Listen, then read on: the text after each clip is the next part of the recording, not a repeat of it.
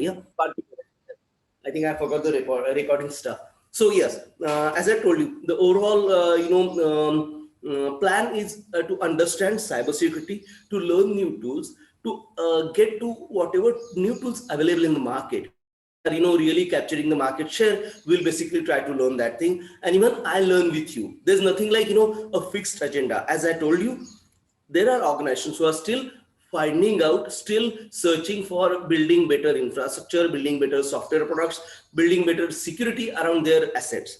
These assets can be tangible or intangible. Tangible in the sense of physical asset which we can touch, like computer, those things. And intangible are basically the IPRs, the softwares, which are you can't touch basically, but they are there, and they incur some pay to you, like the copyrights and so on. So how do you protect these things? We'll have a look at those things. You might learn quite a few new terms. Please stop me and ask me if I'm really going fast or something. And as I told you, will be an interactive session. So rather than whatever I have planned and I'll go by stick in hand, no, I don't teach that way.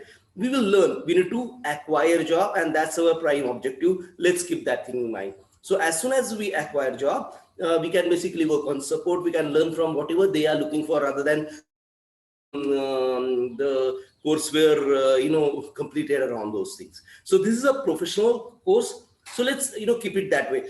If you want other way, I'm fine with that. Means I have my curriculum. I have done this thing 10 times in the past. So there's nothing. I'll not say new, but there's nothing out of the way for me, because I learned Kali Linux for this I think near about 4 years ago, and I still keep learning Kali Linux. Kali Linux is one of the most secured OS built for cybersecurity, built for the penetration test. So I'll basically bar myself from using these big words. Many streams, cybersecurity is growing, so we have these big heavy vocabulary which they use, like threat penetration, and blah blah. So I'll stop myself from that. If you come across something, please do let me know. I'll explain it to you in depth. Okay, does that sound okay? And I would like to understand from you what about your expectation, about your experience, about your background, so that I can relate to you. I can guide you on a more granular level. Okay, Apeksha, could we please go ahead with you?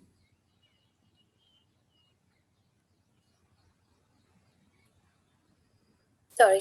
Yeah. So I am in IT field for 25 years. I work for IBM, and I am coming from completely within a security division, but I was more on the sales and business sales side. I was selling appliances to customers, but now I want to get on the other side, the technical part of it, to understand how whatever the structure it is, how does it work? And my passion from the beginning, even though all these years I worked for company, not something like my interest, I kind of got into the IT. My background was in physics. I got into IT, and then I kind of started moving up and up and up. So I worked as a project manager a few years, business analyst few years, but now I want to really go and learn what my passion is, to get into cybersecurity. I want to get a job. Doesn't matter. I can start from the bottom.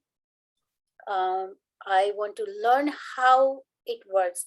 Many years ago, I took a class here in one of the college, and I learned about the honeypot.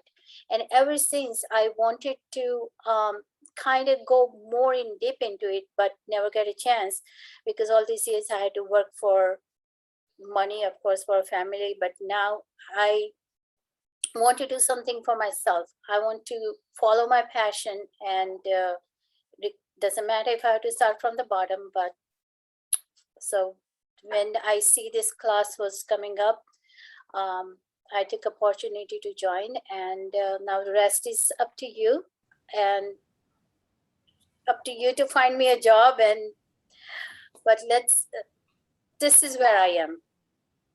Yeah, no problem. It's really great introduction. First of all, we don't say we move to the technology background, we move to the service background. Cybersecurity is a service industry. Why service? Because we give service to protect them. Mhm, Protection is a service, right? Means it's a generic layman terms. This is important because whenever we explain ourselves, see, technology is a big, mammoth or big ocean, you can say. Protection or service is a niche market. mhm, Might be, let's say, around 20% or so, if you look at the overall jargon. Now this industry is really high paying right now because things are evolving. Even this is like, you have a police and you have a thief. mhm, So who is better will get the, whatever things they are targeting for. So we are the policing part of it, and there are thieves part of it. There's a very thin line, frankly speaking. We call ethical hackers, you might have heard of, right? So ethical hackers, what they do, they stand in between. mhm, And many ethical hackers, they basically do very bad stuff also. So even I don't like to call myself as an ethical hacker, because when you put in that shoes, you are standing in between. So one side is policing, other side is criminalization. So you can go either way, because other party don't know, and you can invent a method to steal something, right? And they don't know, they're really frightened, frankly speaking. The cybersecurity guys, normally who employ these team, who basically build this thing, it's a kind of insurance type of business, right? So I don't want to go to a level saying, you need to basically make them frightened and then grab the job. No, but you need to tell them what you know additionally than they have. And this is always the, cat and mouse type of game. So if you're ahead of the curve, you'll win the race very easily. Otherwise, you need to prove them in terms of, scripting, this, that firewall, this and blah, blah, blah thing. So mostly the job is basically pertaining to a particular tool set. And if like out of five, if three or two, I think you got selected and you will join the bandwagon. This is how it works, frankly speaking. Because even all organizations, they're still trying to basically build these secure wall around them, and trying to have give access to whoever basically need, or whoever needs to given the access to, and something like that sort. So they're still inventing themselves in terms of building solutions. And this is how it's working in cybersecurity. Does that make sense? yep, absolutely. Sure, no problem. It's really great to know you. Shivam, please go ahead, sir. Okay, so I basically don't have any field experience at all. I completed my bachelor's from India in 2016. Later, I went to Ireland to pursue further studies, which was master's in security and forensics.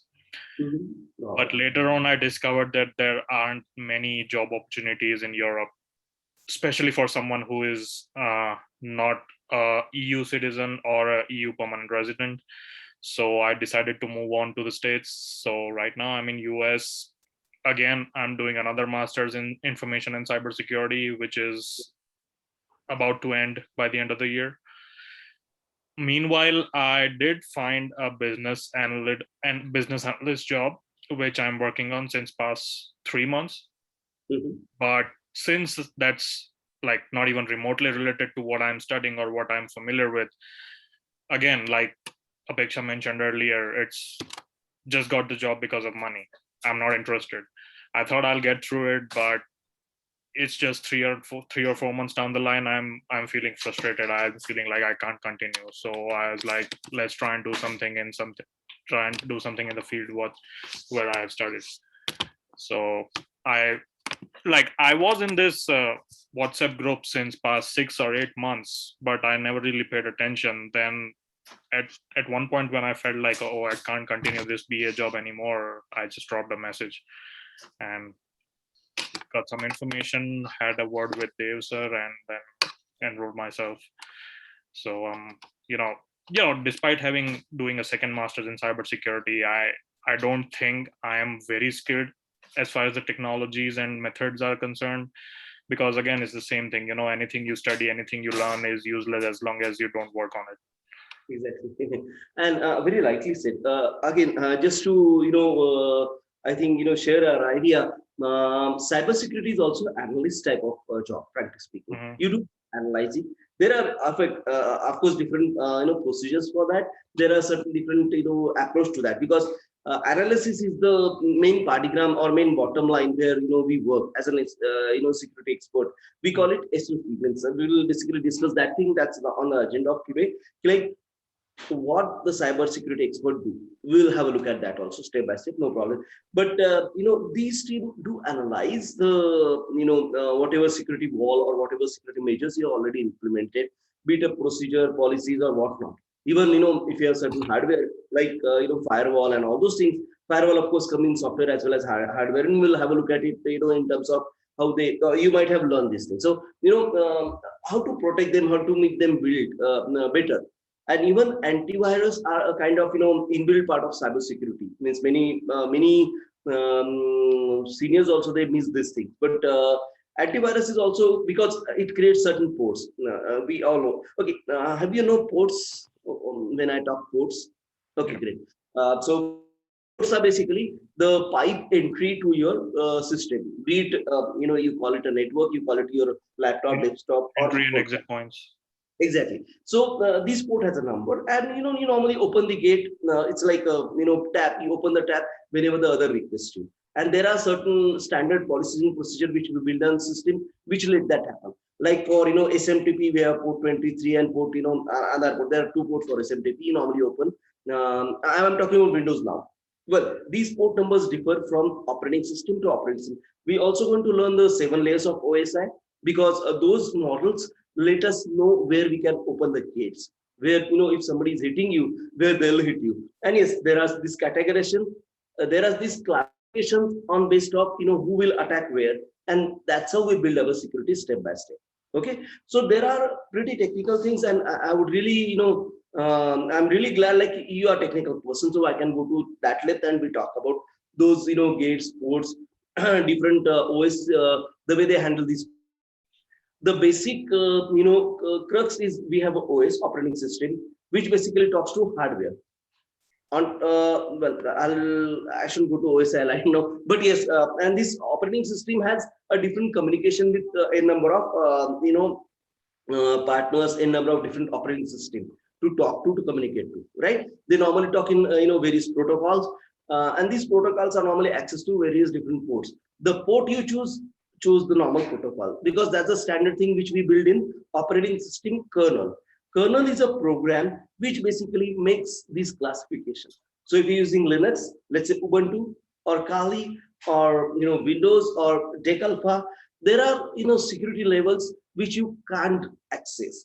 In DEC Alpha, you couldn't ask them to open ports for writing somewhere to your desk. No, that's not possible. You need to have a buffer access to. I'm talking about one of the most secure OS called DEC Alpha, Digital Alpha Unix.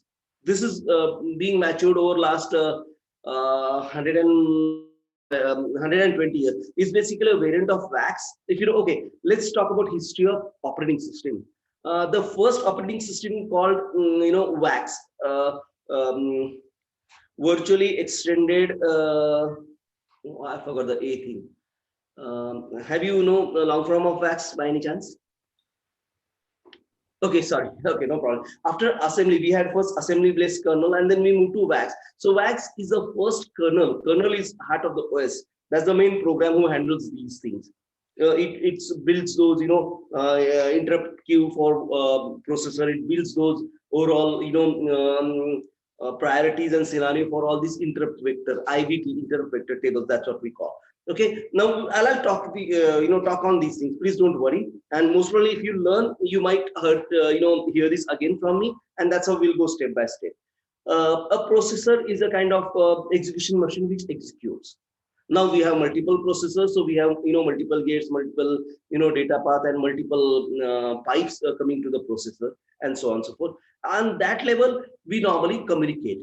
So we are going to watch those gates. We need to understand those gates. So where we are hitting, where we are going to hit, how to protect. So in the whole bandwagon, we need to learn these, pretty small thing to start with, just to understand rather than learn. Because nobody worked at processor level normally, but whenever somebody talks about IVT, somebody talks about processor handling, and somebody talks about a big infrastructure where we are trying to build certain things in terms of protecting themselves for the incomings or requesting requests overall. So we'll try to bar them, or we try to basically authorize and authenticate them to allow or disallow. And this is how the whole security thing works. So that's why that's the basic level we are going to learn, we are going to understand. I think we lost Shubham. Yeah. Okay, Shubham, no problem. Chalega. So this is all about me. So let's continue. If you look at the overall, introductory session, this is what I talked about. Understanding security on a whole. That's what we're going to do today. The IT security, physical, logical. You most probably know, as in you are into this field, or you're into learning of these technology, but we'll just brush up. So whatever you know will go quickly. We'll move forward fast. Then we'll also understand what are the frameworks available and why they are different. These are basically targeting a particular domain or a particular industry, and that's how they build this framework too. Then we talk about cyber law, cyber fighting units. These are really required because every country has their way of attacking this security or preventing unsecure thing. So that's how they build this law. Law is kind of enactment done by the elected legislation, like the senators in North America. We have MP, MLA in India, right? So those things. And cyber fighting units are basically a government-owned entity which decides if the ethical hacker have linked to the criminal background, or if they have linked to the security, or trying to make the system secure background.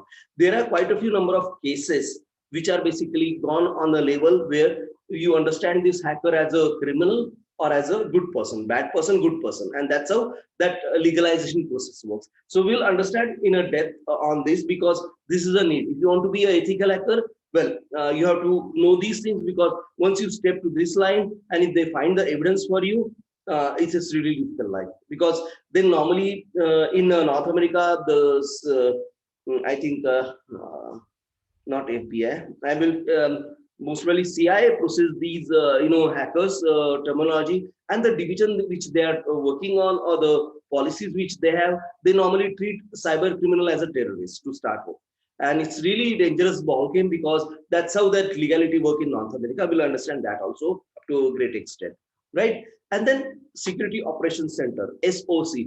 This is the team where we join normally as a cybersecurity experts.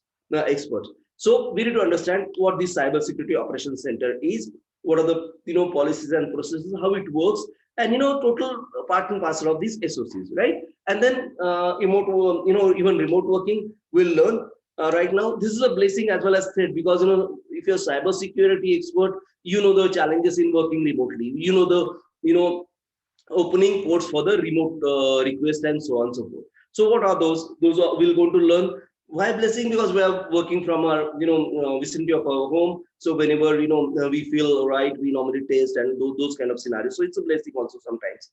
And then overall, what are the current measures these organizations are using? How CIA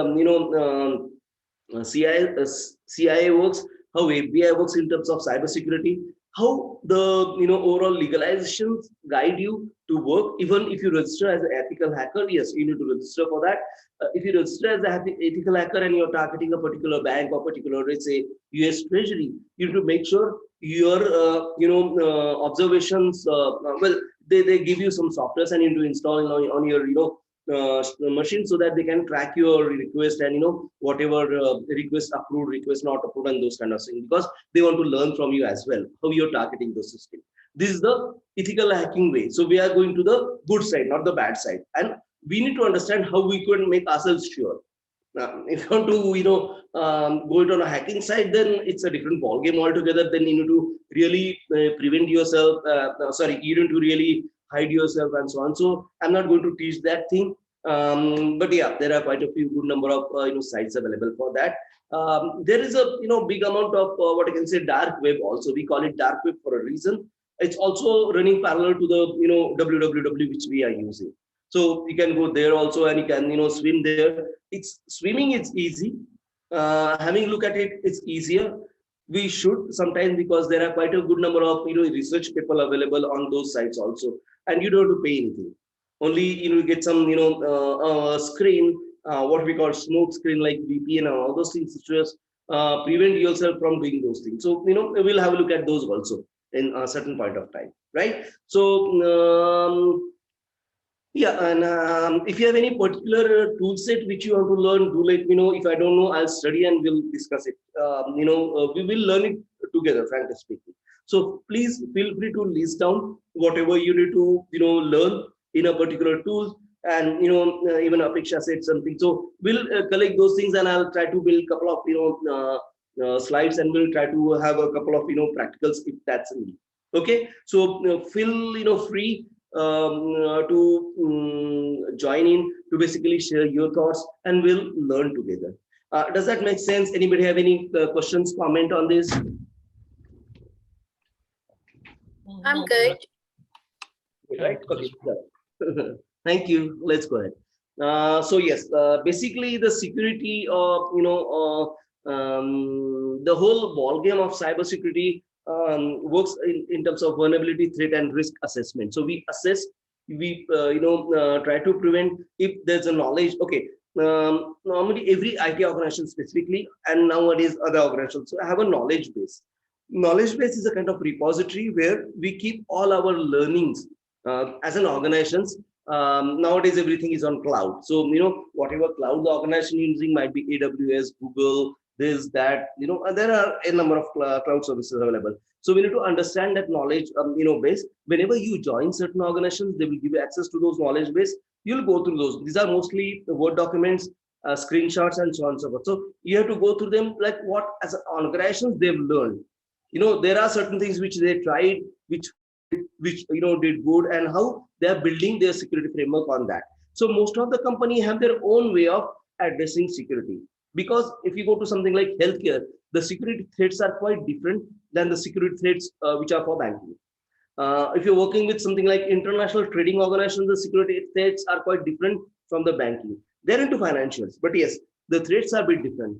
The even hackers, or the bad hackers, whatever they try it for a particular domain, and even they need to study, they need to do a research to target certain system, be it something like FBI computer, be it something like even my computer, my phone. If somebody wants to attack it in terms of hack it, they have to have some strategy, they have to learn certain things. So we're going to learn about those things, like what are the vulnerabilities, threats, and risks. We'll try to assess it for ourselves, and then we move to a particular domain. Banking is the most challenging domain, or banking is the most hit domain in terms of hacking, in terms of stealing the data, those kind of stuff. And I include credit card into banking. So please pardon me for that. This is just for our understanding purpose. So credit cards and banking, these are the most challenging domain in terms of hacking, in terms of data stealing, in terms of trying to steal secret or move financials around, financials, the money around. Now even cryptography is kind of addition to that, right? And why cryptography? Cryptography was first started as a thought process in terms of building digital money. So everything is digital. So what's no better than steal a couple of digital coins to you or something like that, right? And it's really, the concept is really great. Only part challenge is that you have good and you have bad guys. So whom are you attaching to? They have a something like they don't call it router. They call it a guy tokens to others. It's a a web of tokens where these coins are getting validated. They call it trustees and they call it clients. So as a client, if you purchase certain coins, these trustee have to validate it. And there are a number of trustee depending upon the region, depending upon the type of coins you are using. So these type of process. So we'll also understand a type of cryptography as a whole. I'll have a couple of slides on that. I'll not spend much, but if you want to learn more, I'll give you some link and you can learn more on those things. Sorry, I missed the cognitive cybersecurity. I think, yeah, Apeksha can know much more than cognitive. Could you please speak up on cognitive? What is cognitive, thought process in terms of IBM? IBM have started this, means they built that Watson around cognitive, thought processes. I don't know it much. Okay. I don't think I can explain it very well. No problem. See, it's even I don't know many things, so don't worry about those things. So cognitive, basically, it's kind of they included AI in overall, doing this assessment regularly. those periodic audit done internally by system, right? Every processor, every operating system has some home task which they do, and they are doing this from last 90s, 60s and all. This is all a part of, now we labeled it as an artificial intelligence, AI. Okay, now how that AI enabled, AI basically build a knowledge base, like what I tried, what I failed, and what I acquired. So all these things go as an repository somewhere. Now, what is cognitive is basically using this repository to make sure whatever vulnerability or threats or assessments we've done earlier, we shouldn't repeat it in terms of trying to do this thing. We should repeat it as a gaining result. So it's like, as we know, the computer works on node and a decision, right? So a node is basically a decisive point where we let the program decide if it's a positive or negative, and decision is what we take on basis of those positive, negative. Simple? Could we understand this? This is basically a basic of artificial intelligence. And with this decision, we try to improve system. This is just the layman's term I'm talking about. If you want, I can go to the IT level, but let's take it light today. I don't want to go through too much at you, and then really worry about losing a candidate. So there's nothing called losing a participant, but still. So this cognitive is basically we are trying to incorporate AI into these cybersecurity matters. Okay, in IBM was the first flagship thing. In Watson, they've tried to build cybersecurity against any illegal or untrusted access. That's how they started. Now, what is untrusted? Whoever don't have those particular authorization or authentication given to them by the system. Now, a system Watson to start with, they were using 64-bit hash key. First, we'll have a look at cryptography also. So we'll understand what is hash key and all those things. So 64-bit hash key, if they don't have that token with them, they were barred from this system entry. Bit any port. Then there's a second level, which port they've been given the access to. Because hash table, the OS has the hash table. Whatever requests have been granted by the Watson is the flagship supercomputer. That's what IBM tried to build, and it's one of the most powerful, one of the most powerful supercomputer we have. It has really great processing power, and it's working stably. It's working stable. The performance is stable for last, I think, how many 25 odd years. And it's really they're improving it step by step. It's a great amount of team. There are quite a few Indians there also. Any of them, they're building it. If you look at their research paper, it's all available on IBM.com/Watson, I believe. If not, I'll share the link with you. There are papers released to IEEE as well. So you know the link by any chance, Apeksha, you can share with us all. Yeah, and I have actually particularly worked on IBM Watson under threat management and curator. Wow, And, I'm so proud. Wow. I was actually selling those appliances. So those are my product, the Guardium and Curator. Wow. Wow. ISM, all those. And I was a part of the, I was SME for Watson to load the information, provide information to Watson. So when someone search something, it spit out information. So I was working on a backend to load the information in the Watson. Wow. That's a big thing. Means, there are quite a few things learning from you, because then at least in layman terms, how Watson basically, accept those packets or accept those. We will have, and half an hour talk planned by you on those things also, whenever you're free, because this is really important. These are the kind of steps which one of the most prominent system have been improved to. So these steps are really important in terms of cybersecurity, in terms of generalized IT learning.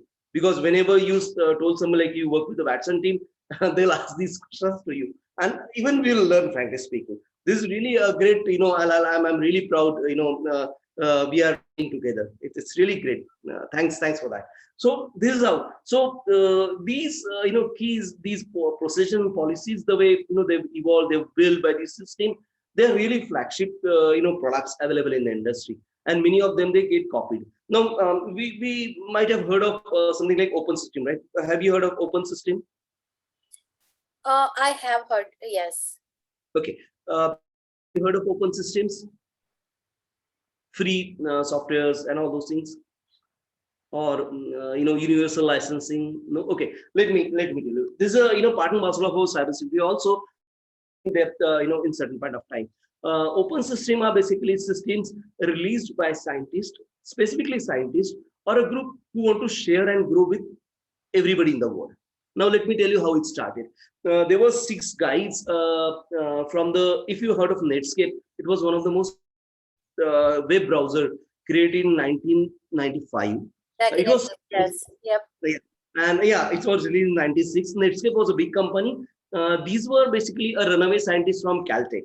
They were he at first, and then they were joined by other scientists. These were really great scientists. Means they are like high performers and all those things. Even CIA and FBI against after them. Like these guys are going to create something really bad and all those things. That's how they were before after them. So they created or they floated an entity called Netscape. Netscape, you can have a look at in Google about Netscape history. I might miss on certain numbers, so please pardon me for that. This Netscape was the first browser, and at that time there was only one browser called Internet Explorer, which used to come with Windows as in part and parcel of whole thing. And then there were Apple browser, like I believe there was some Safari. There are some text-based browsers. Okay. Just to go back, in 1992, when I was learning computer, we just started doing my bachelor's in computer science from Nagpur. There we learned this Greek system. There was something called Greek server. It is called just greeks.com. That's how the first coming labeling started. This was on the internet backbone in ARPANET. ARPANET was the first entity who started this connecting computers together, right? So using port 80 was the first thing where they used text streamlines. Now whenever they started building this text streamline through port 80 again, that was one way digital alpha. The other way, basically they've created another OS, basically a variant of wax. I forgot the whatever label they've given. And now these two computers got connected, and that's how they call it interconnections. They used to call it interconnection. Then they pulled out some computer from cybertech, because there were quite a good number of tools available for streaming authorizations on those streamings. These are, I'm talking about text, just the plain text, and we still use those pipes for SMTP and SMS. We still use those pipes which are designed in those good old days. Now, whenever these pipes, these are basically text transfer mechanism, OS to another, with the help of processor IQs and all those bandwagon associated with those things. Now, whenever they pulled out some Caltech computers on that, these guys were working at Caltech and they also came into this thing. They started building some what you can say, a display mechanism to have a pre-calibrated or pre-formatted text. So less than or greater than sign, and if you type something in that, they used to call it markup. There's no HTML at that time, so it's a markup language. So whenever you marked up your language, it used to show differently on the other computer. And slowly, steadily, they started building that first hypertext markup language. Now, as we know, HTML is nothing but text to start with. Means now we have all those HTML5 imaging and streaming and all, but till HTML4 we had all plain text, and plain text just tells the browser what to do rather than having anything embedded or attached to the text. So plain text can be compressed up to 98 or 99% sometimes. So that was fast communication, and that's how that started. The first server, that's what we call web server, was a Greek server. Now, I think it's a full form. There are 4 guys who were working there who created this software called web server. Now, what web server used to do, they used to enhance this markup language to a level where we can interpret this text in a really good looking text. So you can have bold, you can have italics, you can have green, blue, and those kind of colors in those times. So color monitors were quite lesser on those days, but still they've given the grayscales. So they started with grayscale on those. Now the most important part here is that Greek server was the first server who started building SMTP as a protocol. So HTTP and then SMTP. SMTP is basically simple mail transfer protocol. Now what is SMTP? Web page you create, and whenever that server request, you have to display that. Simple. Understood? Now we go to another level.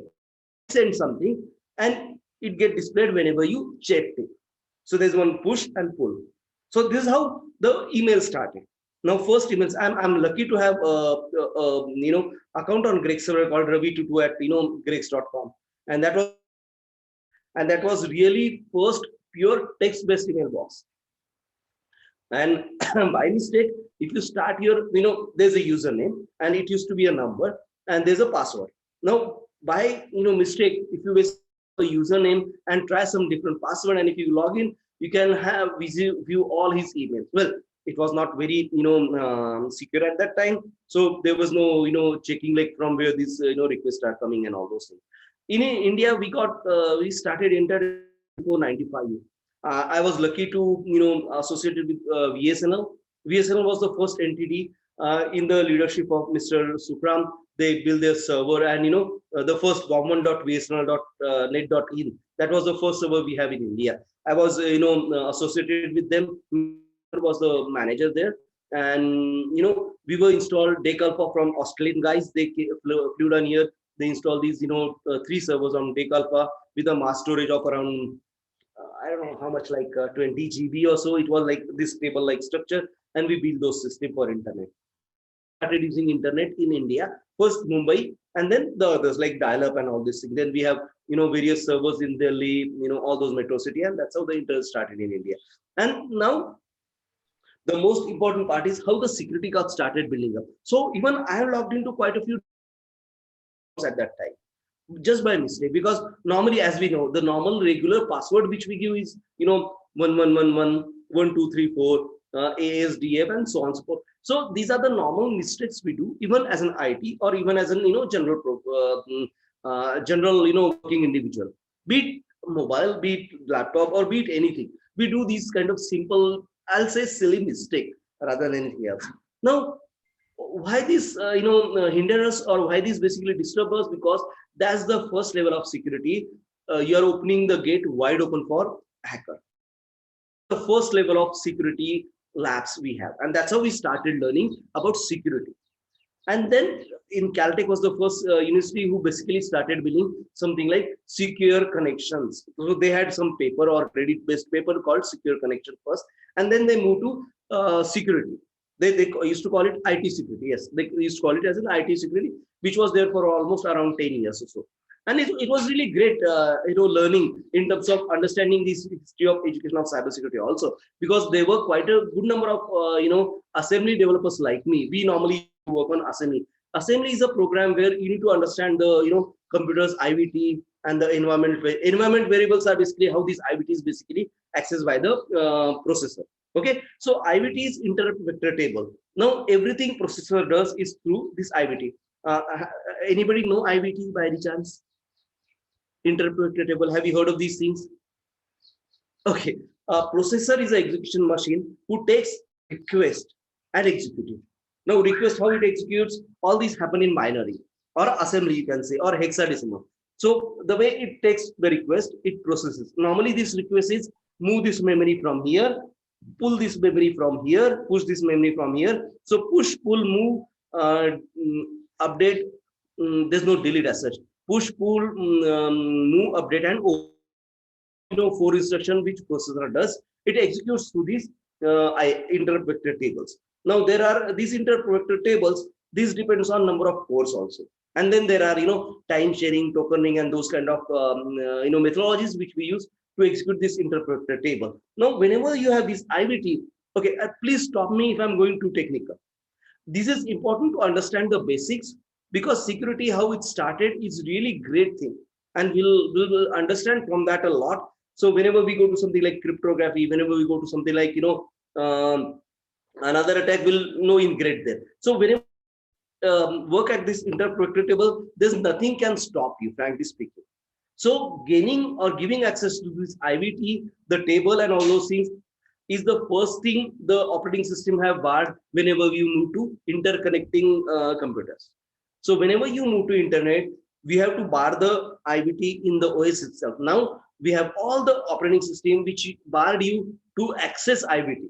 Well, you still can manipulate memory via assembly or C programming or Pascal programming. There are something what we call low-level language, where we access memory directly rather than processors executing thing. Okay, so what memory access does, every computer writes something in the memory. So whenever you have this, zoom beating going on, all this screen has been painted in your RAM. So RAM has each pixel address, and it has give a command to paint the picture in green, yellow, blue, red, the number of colors available as per your display capabilities and all those things. Okay, so this way, whenever you go to that level, you can still manage memory via certain low level program and certain operating system which prevent these things. Now, we don't call the prevention based operating system as a secure and non-preventing based operating system as unsecure. No, it doesn't work that way. This is like you're giving access, and they're giving you access for certain reasons. So we're going to understand those reasons why these less secure operating systems allow you to let you do so, because you're going to build those tool set, you're going to make new things, you're going to invent new things to secure the secure one. Unsecure things are normally don't have any things which you can steal or you want to steal, or it's what they call open system in terms. So these open systems accessible to quite a few number of guys. If you install something on your computer, you need to prevent them from accessing it. From secure system like Windows or Macintosh is the most secure. To open a port in Macintosh is really difficult, and there are quite a few new number of what I can say barring mechanism they use in each new version of Apple OS. So that's really difficult. So if you have MacBook or Mac based thing, then using Kali Linux is really difficult because you'll have many challenges there. But if you have something like Windows 7 or Windows 10 for that matters, this is a really good thing. If you have a Linux version, then it will help you great. Means the scripting and all, so it will help you a lot in terms of utilizing this Kali Linux. Okay, so I'm just giving you an overview of how we are going to work, how we're going to learn. Right, this is all included our learning or our working together. That's all I'll say. Okay, and then we're going to categorize different attacks, how different attacks have been happened in the past. We'll understand the history. We'll understand what are the most vulnerable points within our operating system, be it a mobile, be it a laptop, be it a secure infrastructure. And we'll try to learn also because as Apeksha, you worked on Watson, so we'll like to understand from you also, like how IBM thinks about security. I don't want to trade any secrets from anywhere, but just to understand for a learning purpose, because many things which I might have known, because which might have not been leaked to or given to the others as well. Okay, IBM is really forthcoming in terms of open system. They supported open system from start, but still they have certain as in commercial organization, they have certain things which they don't normally share. So those kind of things. Okay, so let's go step by step. So open system are basically things invented by these scientists mostly. Now there are quite a few even commercial organizations. They do first like कुछ free देके बहुत कुछ निकालने का, वो that kind of marketing strategy is also in place. So that's also happening. But yes, Netscape was the first web browser, and then they really advanced. They advanced to a level where they are fighting with the browser of Internet Explorer, and Internet Explorer's speed was 6 times lesser than Netscape. Believe me, I've seen that. I've been there. And believe me, a browser which is embedded in the OS, well, not embedded, but let's call it embedded in the OS, which is much slower than a browser which is running as an application. Can you think about these things? And that's how Netscape Golf really famous. The guys have the stock price have really skyrocketed. So there are, I believe, the way I believe, I've been told there were some commercial company who planted some mole, and then they got those teams broken up. So Netscape have been then it's sold, and we couldn't find anybody such really good engineering guys at like Netscape thereafter. But yes, I think Firefox came very near to that. But still, I think the governments are now prohibiting them to access it. But yes, Kali Linux has a couple of browsers or a couple of what you can say streaming programs work to do these things at a low level. We'll have a look at them also. Don't worry. Okay. If you don't want to go to technicality, please do stop me. But these words, if you hear, if you can understand, these are really going to make our interview a bit different. That's how I feel it. I might be wrong, because there are some guys who get intimidated when you speak about assembly, C and Pascal now. Believe me, and it happens. So we need to really understand the interviewer, if he's that kind of guy, or if he just want to know about how we'll work and those kind. These are another type of simpler interview which we can tackle very easily. And for interview, the way interview help works, Devji already must have told you about. Like we help during the interview also. We'll have a look at that more. Okay, and of course, just to add to that, please join Devji's those resume preparatory session, or interview tips sessions, which help you basically build your profile, build your resume, and then we can go to market as early as possible. So if you can get a really great job to start with, learning, be really great help. Means I'll be the most happy person, because then even we can learn the latest tools if any organization is using. Okay, and I think So, yeah, that sorry to good. interrupt you, but what my understanding was like, do the training first and then do the resume preparation. Do you think we should do parallel to this? Yes, yes. Why? Because you got a leg up, right? Because jobs is a kind of opportunity which comes to your door. If you can Okay. get good, then grab it one. That's how I feel it. I'll be there only. I'm there with you for the project support also. So please don't worry. Like you're single handedly running on your what you can say, vacant road or something. We'll be together. We'll learn together, frankly speaking. So Okay. please. All right. And do it early, because we shouldn't miss any good opportunity. That's the main motto. And now the markets are opening up. Believe me, in even North America, they are spending the budget which couldn't happen in quarter 1. So they are trying to build some good teams now. Even if you look at the overall job market, they have thrown quite a good number of positions in the last week or so. And John Biden is basically conservative president, right? So he's trying to basically put on some rules to curb these things, because they are more of less spending type of guys, right? Means if the Democratic versus this partygram in North America, Biden is basically a political party which is more conservative in terms of finances. So Right. before he start, curbing this influx, they want to acquire as many of resources or good resources as they can, and that's how the US industry works. If you have questions, please stop me. Don't feel like I'm talking, and you don't have to sorry for that also, because I'm a talkative person. And these are my favorite subjects. Be it a cybersecurity, be something like OS kernel. So I keep talking. You have to stop me and then speak up. So please don't worry on that part. Okay. Okay. Let's go to the next slide.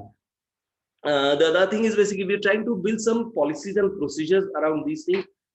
After learning the different type of attacks which we're going to go through, even we're going to go through the history of cyber security attacks.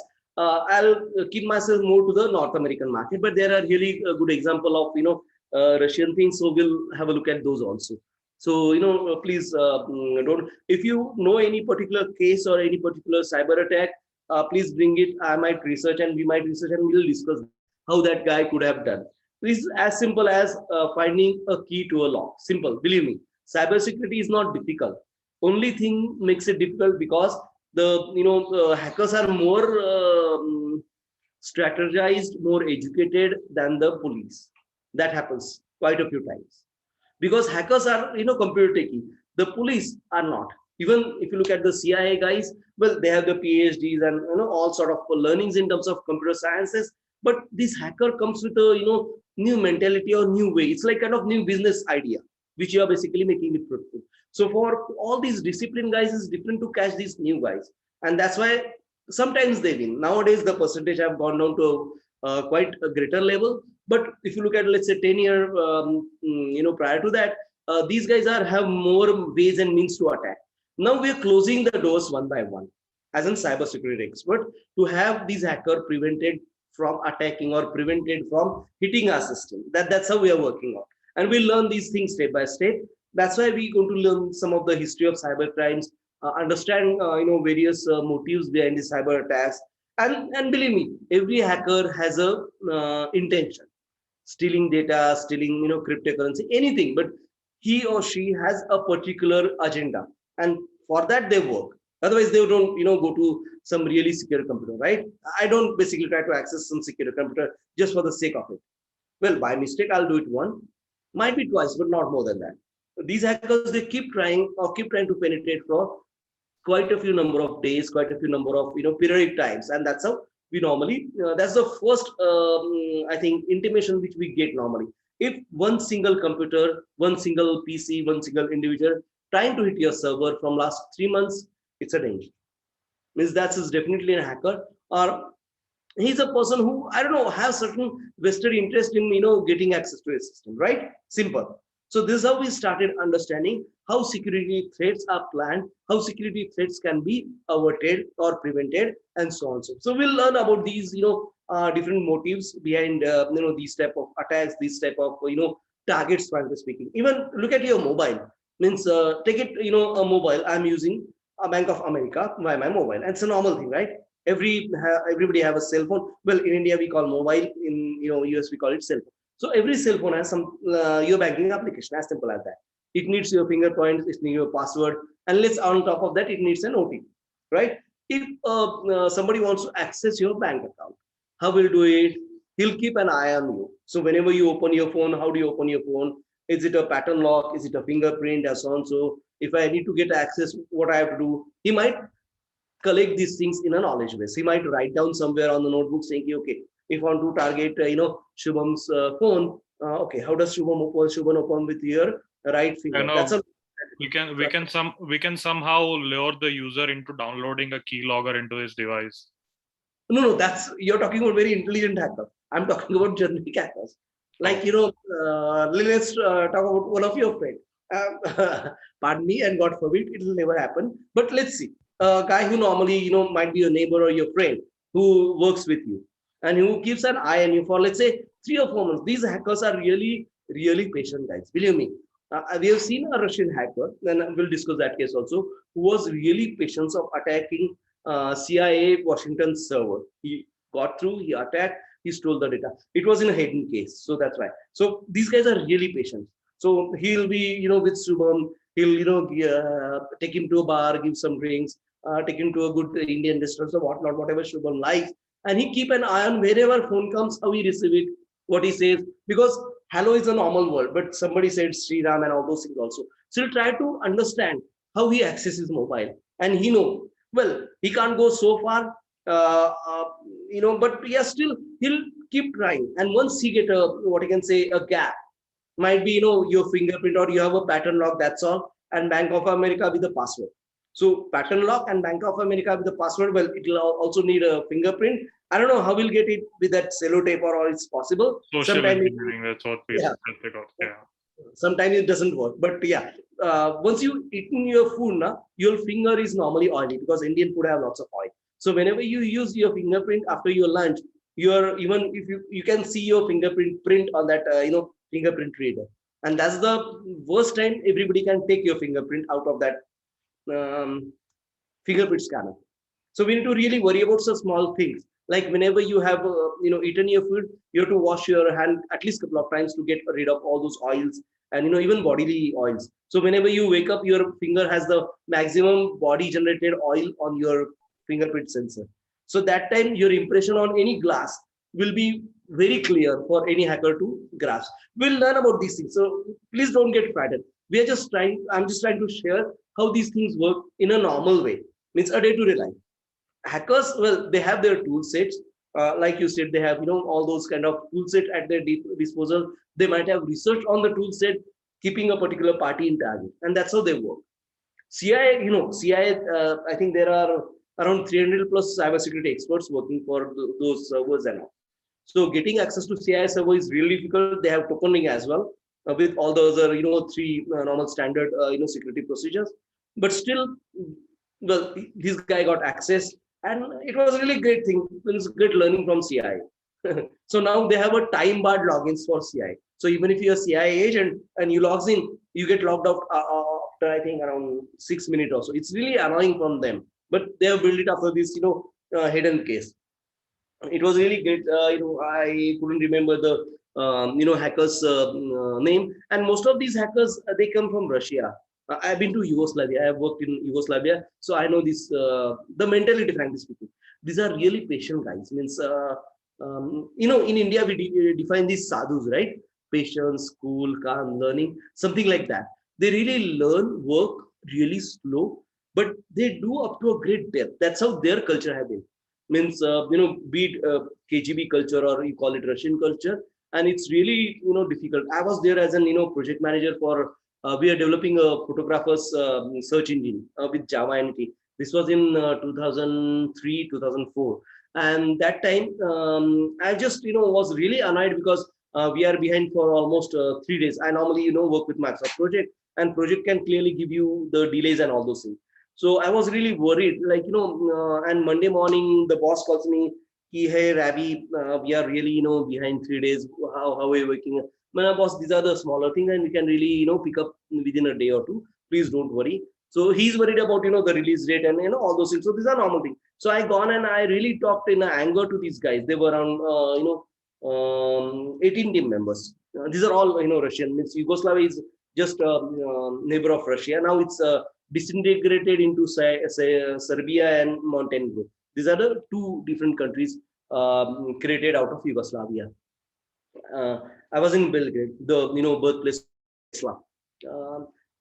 So I really scold them, not scold them, but I spoke in anger. This was in, I think, Monday morning or so. So these guys, they sat there for continuous 3 days. 3 days in the sense 24 into 3, those many hours, and they got the project ahead of time by 2 days. I still remember, बाल खड़े हो जाते हैं वो सुन के कि बंदे ने वो रुके, means they took a train, they took a, what you can say, turn on getting food, going to all those human necessities and all. But yes, that's how they work, and I'm really proud to say I'm still in touch with all those guys via Facebook and Twitters and all those things. But yes, I still because we I'm an Indian, so खा P के सो जाने का, that's what our intention, right?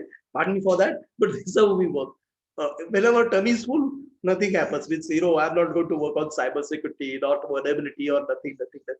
So if I need to give a training, I normally just sit with a water, means a warm water and a mug of tea. That's all. I'm a tea, lover guy. So those kind of scenario. So, but these guys are there totally different from a different world. Means believe me, these guys, they do exercise 4.5, at least 4 hours on average per day.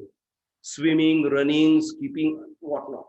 Means all these guys, they are like models. Means like when I gone there, man, 6 foot and above, even ladies, and so fit. Means if you look at 70-year-old or 80-year-old guy, which are much fit or much in good shape than me. Believe me, I'm a fat person. Yeah, sorry for that. But I think one of the reasons for that is in Russia, it's mandatory for everyone to serve in the military for at least 3 years. Very rightly said. Very rightly said. And you get those discipline embedded in you, and that's how you work. And it's really, even I think Nana Patekar also told in India, we should do something. And I really believe we should do something, because there has to have some discipline.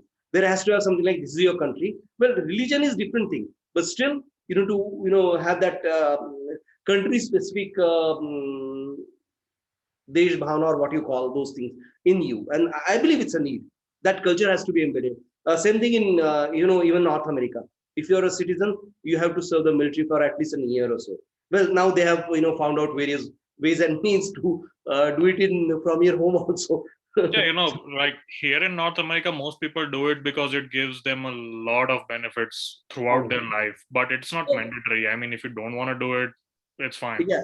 No, you have to do it. Believe me. Means I've seen, I've dated quite a few number of Americans. So you have to do it, but there are ways and means which you can, this is like Indian legal system. You're barred from doing it, but yes, you can, skip that also.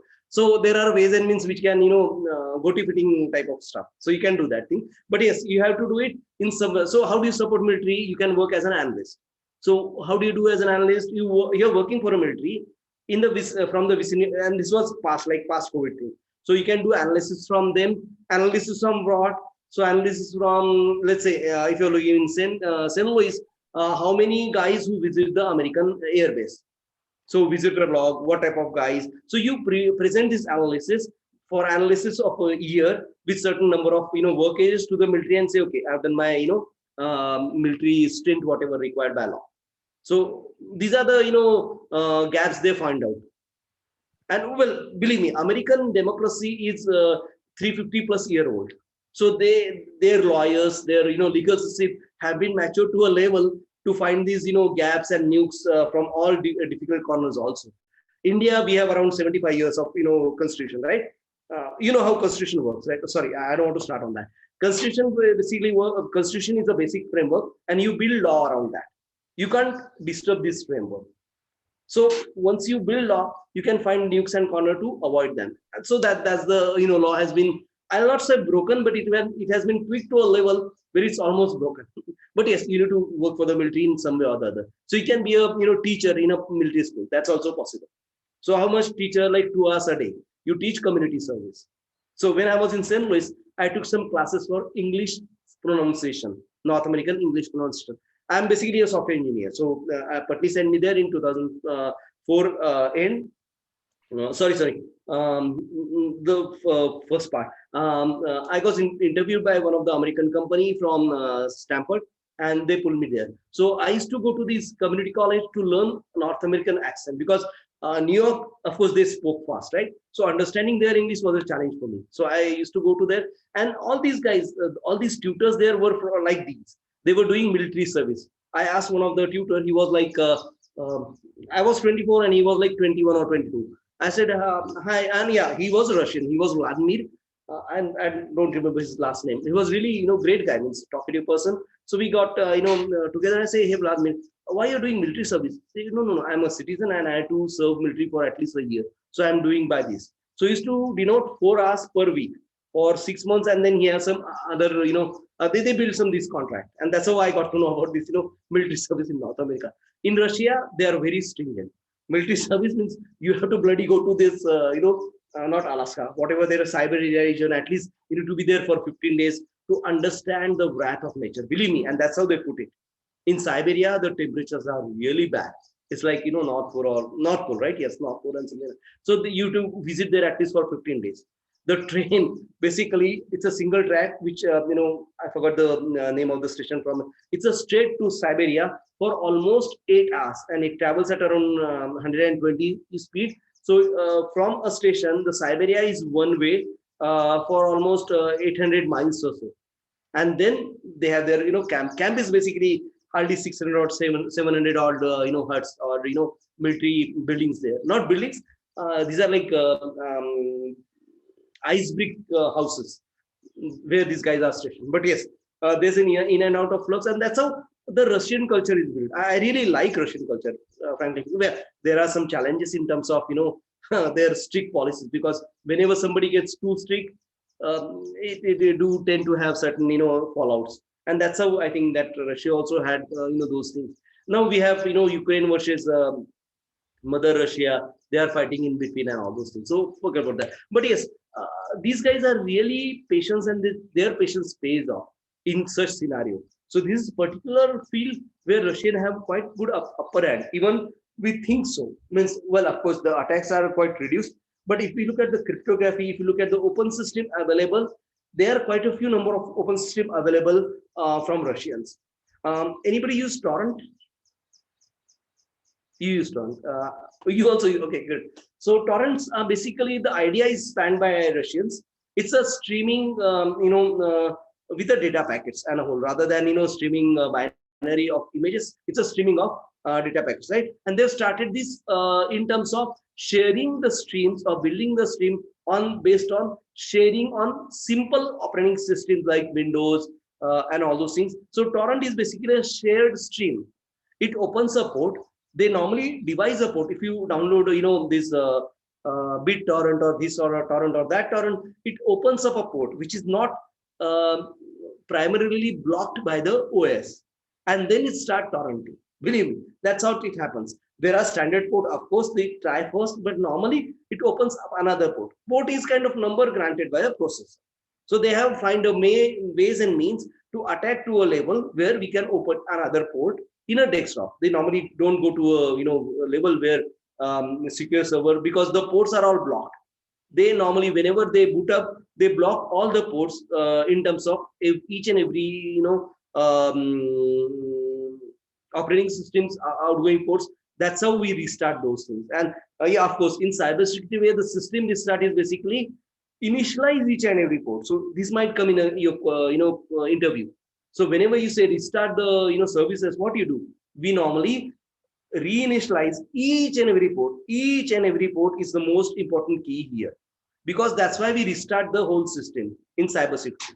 So if SOC person associates this cybersecurity cell, or whatever you want to, normally it's referred as just SOC, simple. So this is really important things to learn step by step, and this is how we do it, right? So this is how the torrent work, and we're going to learn many such things. And I hope I am not boring with you. Lots of technical, things throwing at you. Please stop me if I'm too technical, or too talkative. It happens sometimes. Okay, so these are all a kind of agenda, and I would really love to add something if you have any particular things to learn, and we'll take it to where we can share the details, and we'll learn how that works, if it's a tool, or how that attack was performed, if it's a case, or any event happened in the past, and so on and so forth. There are quite good number of things available to open things. There are quite bad number of things available in the dark web also. So we'll have a look at that also, in some part of the time during the whole thing. Okay, so have I confused you till this point, or anything? I just want to understand from you, how am I doing in terms of as an mentor or a tutor. I would really like to understand from you what I should stop doing, what we should start doing, please. No, not confused at all. And I think I am learning so much from you, because even though in the IT field for these many years, there were so many things, like even though you work day to day, but not think about certain things, which I'm kind of learning from you. So that's great. Thank you. Thanks a lot. Yes, sure. I have a similar opinion. I'd say all these, all these theoretical stuff and trivia and all. I mean, practically, I may not remember it after 1 hour, but it's still good to know. No, well, you'll hear these things repeatedly, believe me, because I'm a man of my experience, right? And we are all man of our experience. So we learn from our past, and whatever happened to you, or might be by situation, by God gift, or by any reason, you remember those things, and we learn from our situation. That's how humanity evolves. Yes, and cybersecurity also have a good number of what you can say thought process evolved from human evolution. So that how we can go to a bad or worse level, right? Because that's also how the criminal can go. We don't really think like English movies, that's right, but they really stray the thing too far. Well, the hackers don't go to that level, but yeah, still there are hackers. They target passionately for a particular thing, and believe me, that's how the hacking have been initiated in various places, most of the places, believe me. And that's how we're going to learn how hackers basically target a thing, how patient, what are the different ways and means. That's all these vulnerability attacks are, opening those ports means in terms of acquiring those targets. Okay, and acquiring target for certain games. Cybersecurity or cyber hackers, bad guys never do anything unintentionally. Believe me, villains are always due to a target. They want to revenge somebody. They want to acquire something. As simple as that. There's Because otherwise, motive, yeah. you don't go to miles and miles to basically acquire some certain things, right? Means as simple as that. So yes, there we are. So these are all content, and I'm flexible enough to add or subtract in case if it's need. Please don't worry on that part. Feel start sharing your all opinions, overall understanding, or any requirement of your environment also, and we'll reach there. Okay, so let's go. Let's take a stubber. Let's do. I have one quick question though. Please. By end of this training, what certification test are we taking? Like there are so many out there. Which one are we kind of going to fit into? Right. I would really, like to understand from you. Okay, let me tell you why. Because these tests or these certifications are targeted for a particular domain. Believe me. And these domains, they have certain requirements. Mostly these are not requirements, they are suggestions always, because Even if you apply for CSI, they might have 3 or 4 requirement. If you apply for bank, they have, I think, 2 requirements as in which has to be done.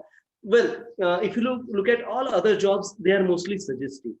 But yes, all these domains, they have particular likings for a particular certificate rather than a generic cybersecurity. Generic cybersecurity certificate will be given by GuruSchool itself. So please don't worry on that part. So and we all include all these mumbo jumbos in that, so that you'll get a really good what I can say, a written auditory proof for these guys. So don't worry. Additionally, I want you to understand where you're targeting to. So if you're targeting bank, then which bank? Even in banks also, they have a big fight. Which cybersecurity certificate is better for them? And believe me, this is because there's no nodal agency, or even IEEE tried to build these practices, but they fell really big time in these cybersecurity field and cryptocurrency, of course. So I think IEEE is the most regulating body built by engineers, right? We all know. So IEEE normally gives us a regulation in terms of which is the best and ranking and all those things. IEEE do have ranks, but those ranks have been changed on almost monthly basis.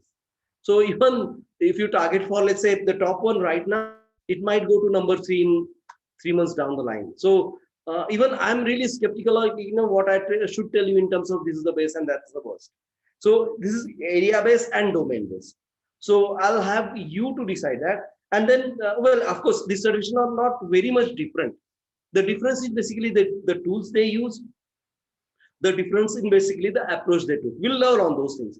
We'll learn multiple approaches and multiple tools. So even I can tell you which certificate you can start working or give it right away, and you'll be able to do that. Okay. But overall, if you're targeting a particular industry or a particular domain, I would like you to come back. Okay, we need to do this, and we'll basically have those particular question and answer, particular policy and procedure, revise, or we'll work on the notes, and then you can give the exam for that. Does that sound good?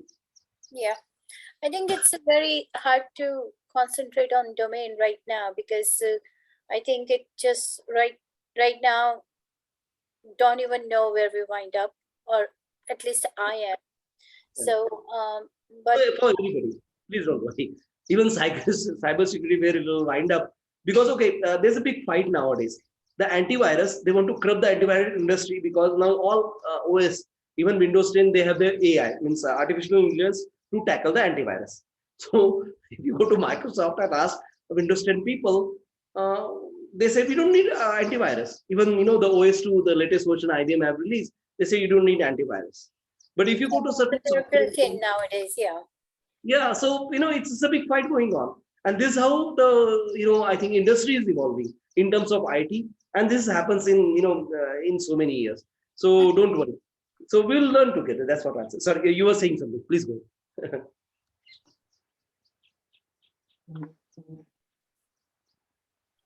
You were saying something, Apisha, on those. I didn't say anything. Sorry. Probably. Okay, nothing to be sorry about. That's good. No problem. Yes, Shubham, please. You have some particular liking in terms of some certifications as of now? Yeah, I mean, couple of months ago, I was thinking about taking CEH version 11 test, but yeah, later on, for some reason, it just skipped out of my mind and I missed that. But I still have it in mind. I do want to get that certification down the line. Sure, no problem.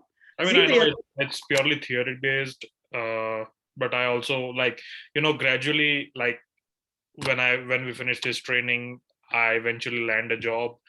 I gradually get some experience. So, what my thinking is that the more experience I get, the more clarity I'll have in my mind of what's to be done and what's not. Because right now, the only knowledge, I wouldn't even say knowledge, I only have information about what things are. I don't even know how to apply it in real life. I can listen, and that's what we're going to learn. I think that's the prime intention. You spoke in those words.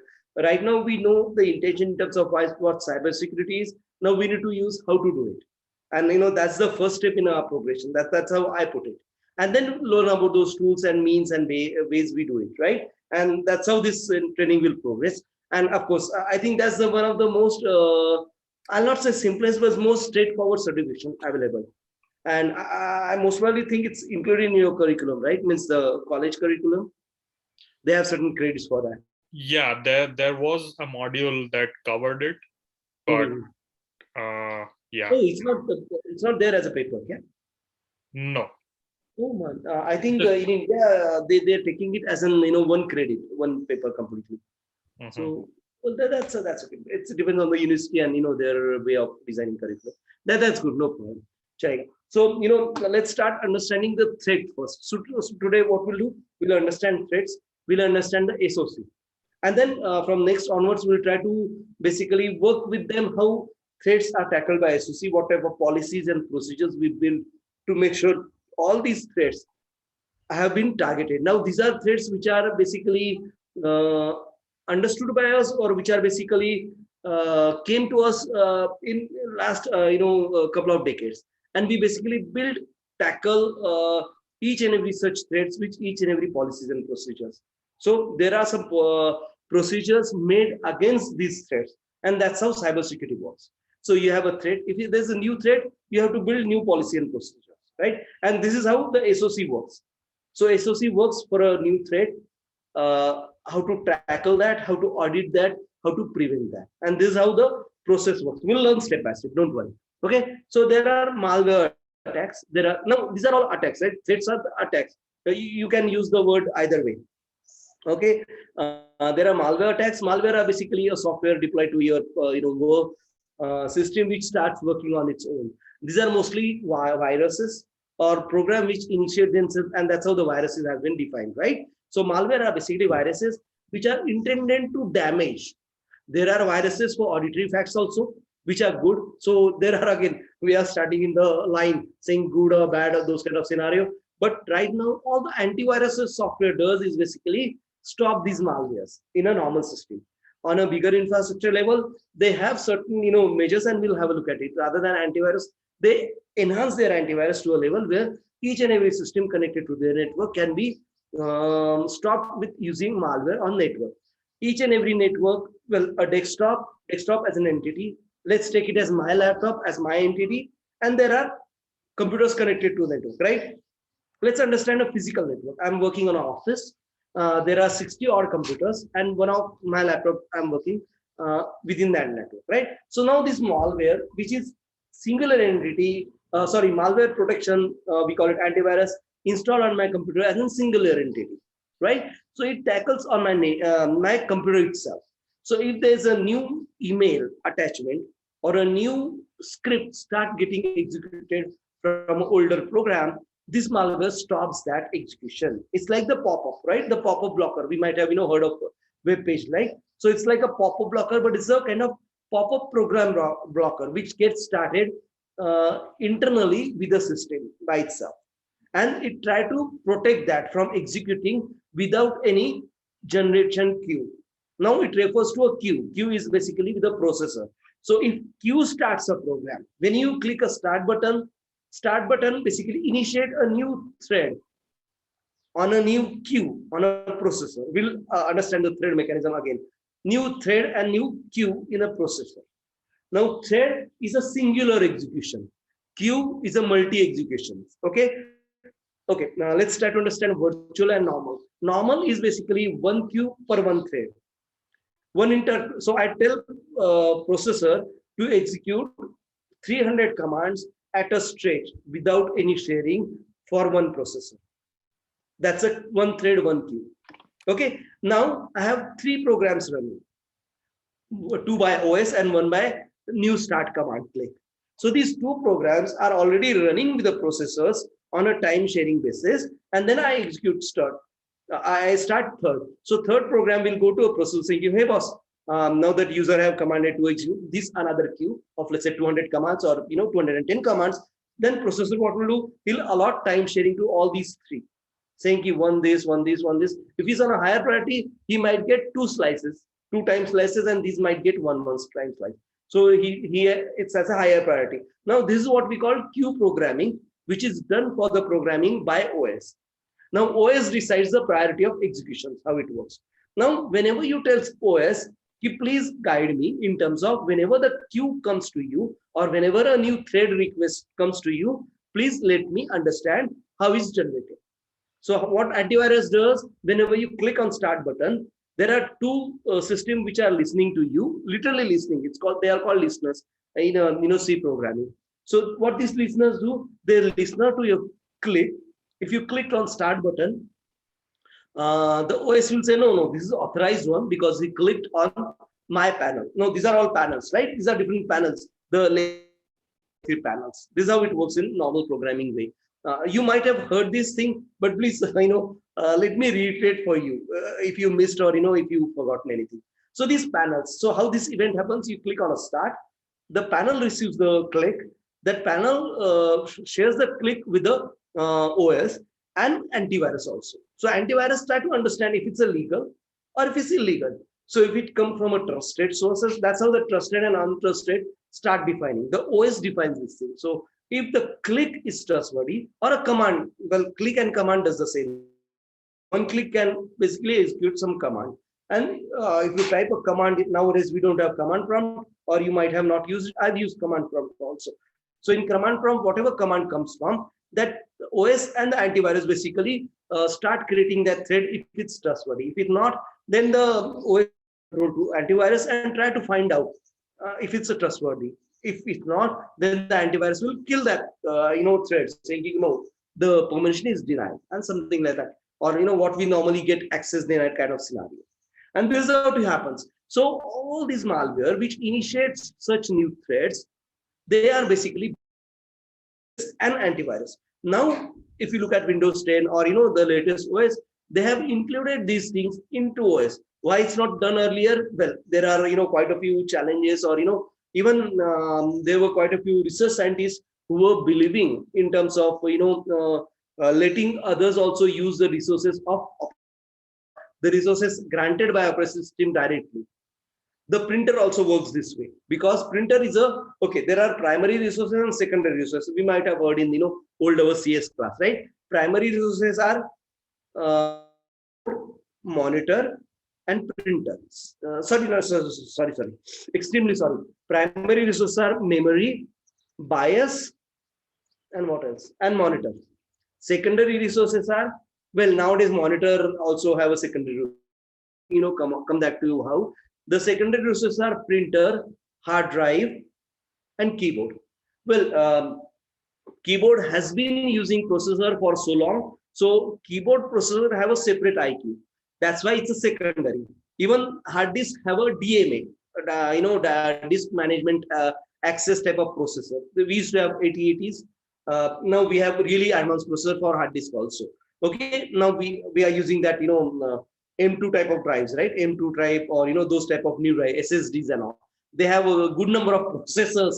Means they are computer by themselves. Means and we can utilize these. They can have their own queues and all those things. So these are all independent processing system attached to your primary processor. They have their own queues. So processor is just one IQ, which grants a permission to another processor. This is how it happens. Even in your multi-processor based systems, there's a super processor and there are secondary processors, and that's how the OS works, frankly speaking, right? So we need to understand nowadays all these multiple processors communications, OS can handle it much better than a third-party software, and which is much secure. So when you say close all ports, this OS can do it very effectively rather than any other software which is deployed on that OS. Are you with me, or I am confusing you? Could you understand what I'm trying to say here? The OS, which is in control of all the processor which you have, and normally we have plenty.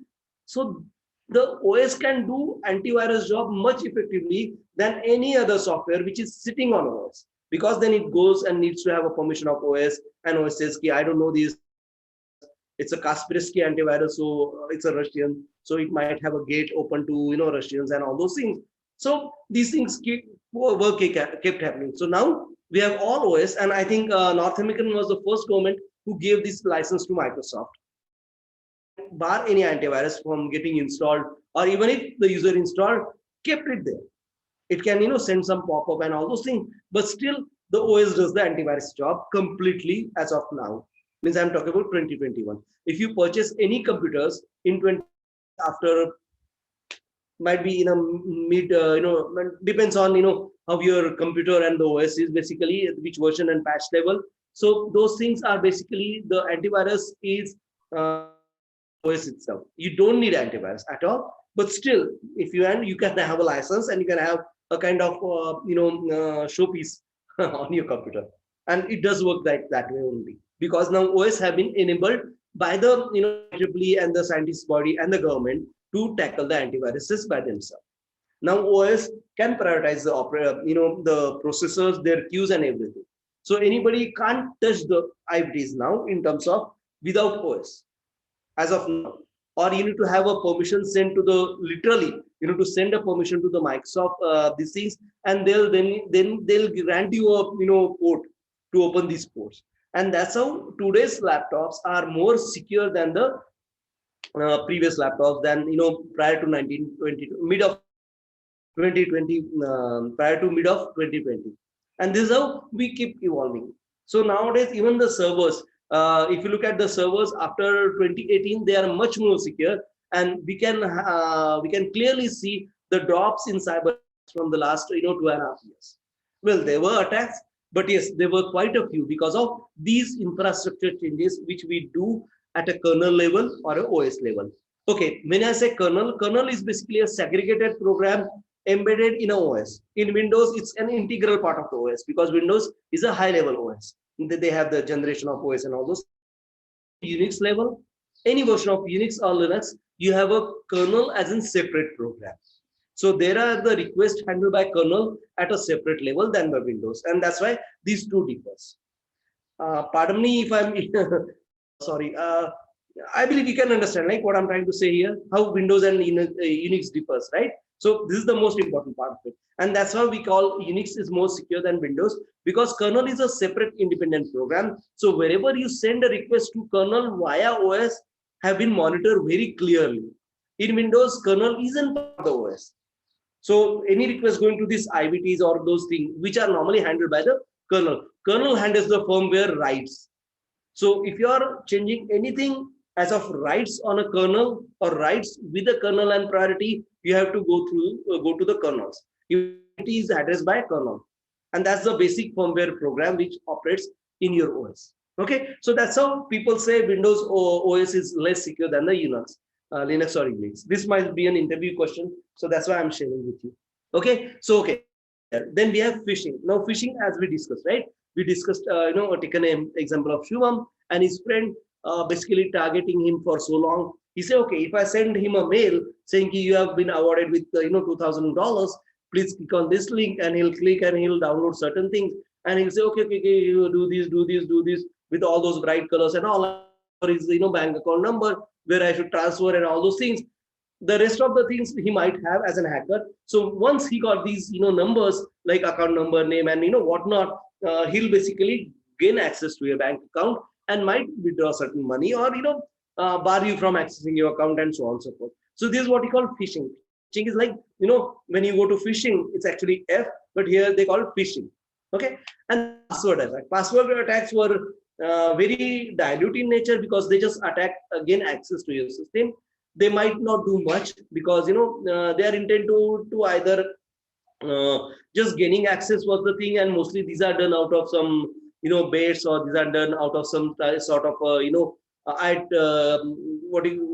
the threat and chicken kind of scenario, like I chicken you if you can gain access to things. So password attacks are the most dilute one, but yeah, there are multiple passwords, right? Nowadays we have password one for logging into our system, other for basically opening up a particular let's say bank portal, or opening up a particular page, and so on and so forth.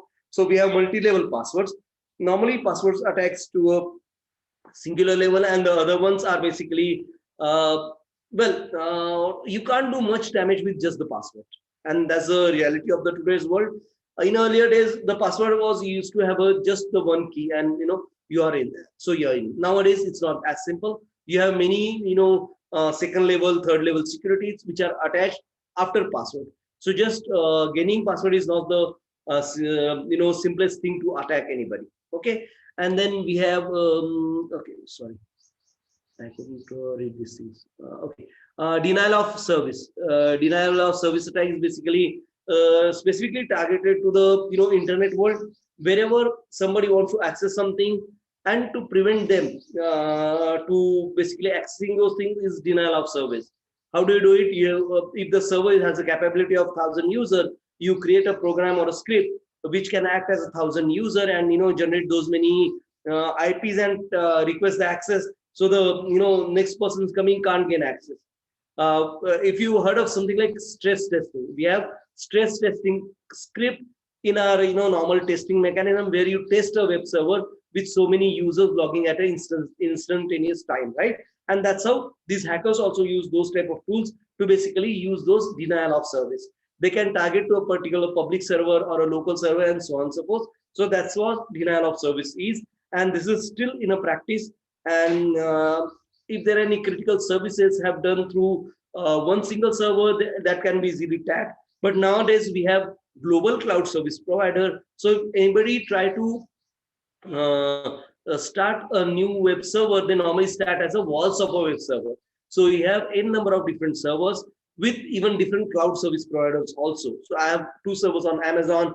One is in Chicago, one is in Miami. I have 2 or 6 servers from Rackspace because Rackspace is cheap. One from San Luis, one from LA, and all those spread across the US. So whenever you do try to do denial of service attack, you have to tackle so many service provider and so many service, which makes it much impossible. And yeah, it goes to impossibility level. We'll try to understand when we'll study DDS in there. Then we have rogue software. Yes, they're a part of software which is shared with you, which you by mistake or by some by any means install on your PC, phone, whatnot. It gives an access to the other party.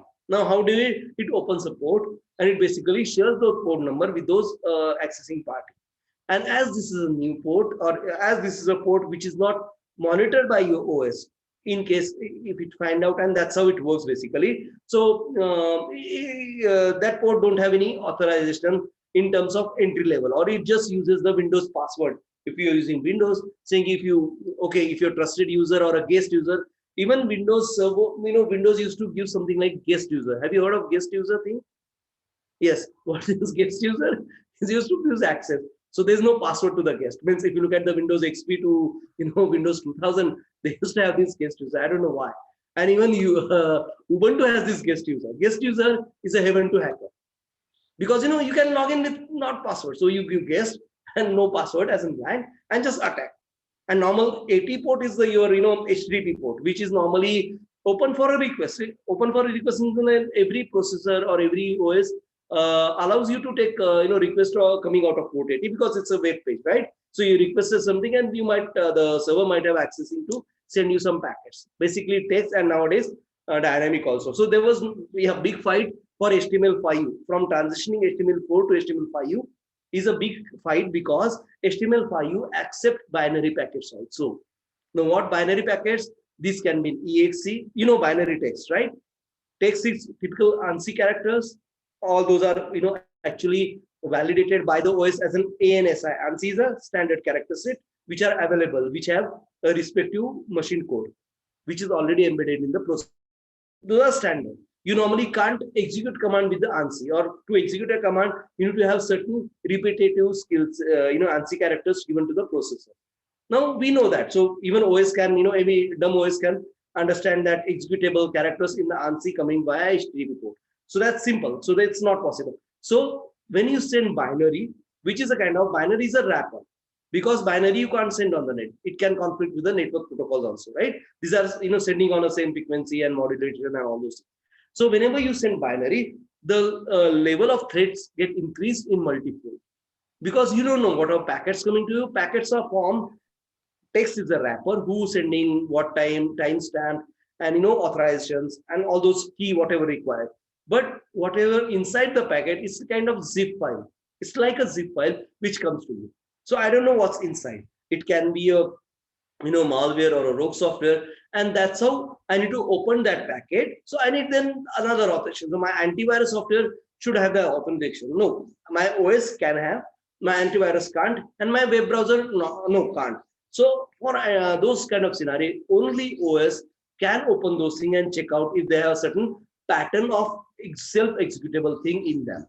Now I'm just, we are just discussing about one type of self-executable or self-inflicting virus, or self-inflicting type of malware mechanism.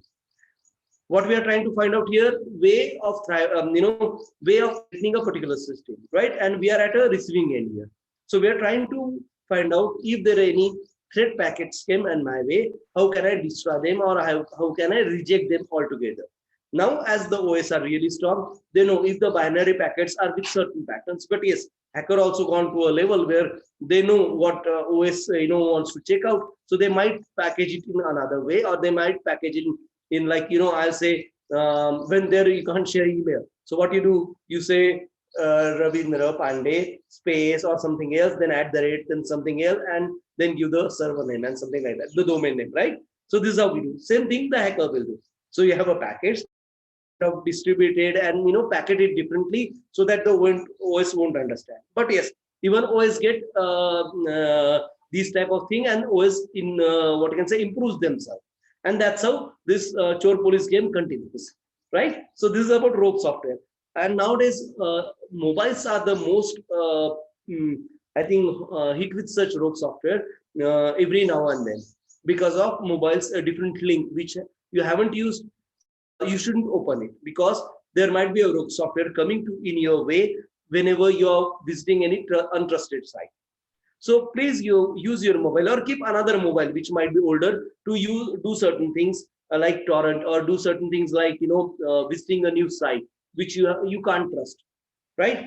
Whenever, let's say something like Bank of America, or whenever US military connects to a trusted site or connects to any site, it has to be a trusted, and that's how in North America.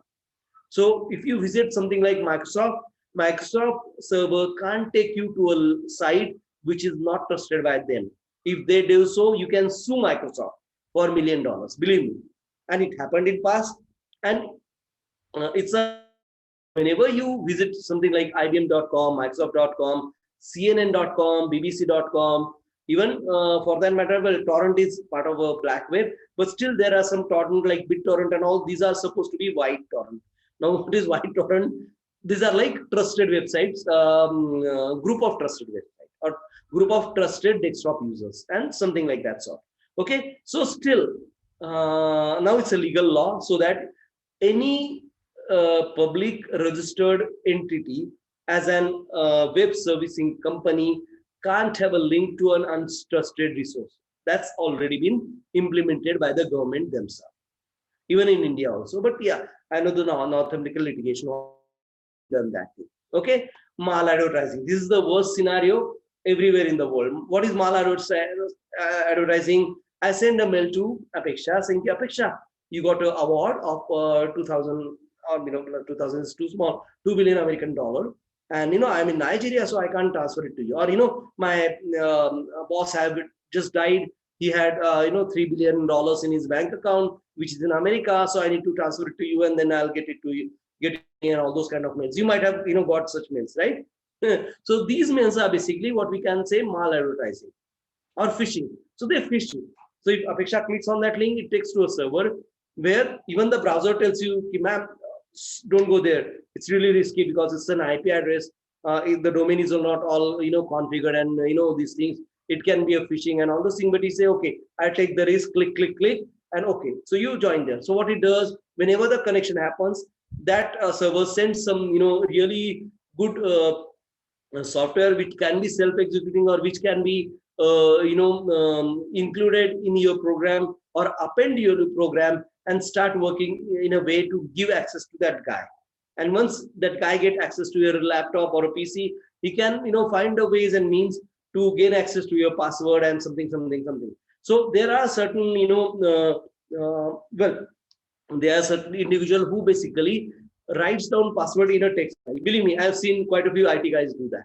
So a Bank of America, Ravindra Pandey, so and so password. They have a text file on their laptop or a mobile saying, okay, this bank that password. And literally, they write it username, password, and these things. So once these guys get access to your laptop or computer, they can start downloading this file on their PC and they can access to your bank account. This is how it really happens, believe me. And it happens really as of today also.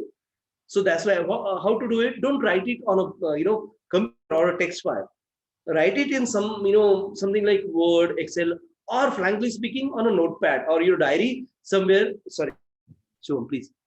Yeah. So I was asking, these days everyone has at least like 50, 60 or 100 passwords. It's like, it's not like those days, like 10 years away or 15 years ago where you only have one password, which is to your email address.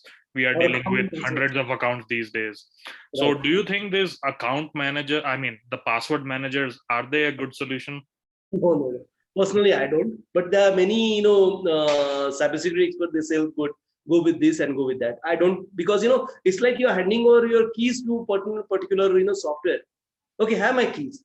So if any guy, let's say from that, password manager company, got a really bad in his head, and he start, okay, I know this Shubham guy. I really don't like his T-shirt he, want today. So let me gather, some of money from his bank account. He can do that, right? Well, bank have multiple layers nowadays because that's how they learn of the from the software managers and all those things. So they don't normally have because they'll send you an OTP and all those things, or they'll ask you a fingerprint and all. So that's okay. So But what's the best possible solution for this? Because it's really impossible to remember all the passwords and everything. okay, the way I work, categories for a bank or well, all banks shouldn't have same password, but almost similar, and use a combination, a word, special characters, and a year. Simple, right? Number, special character, year.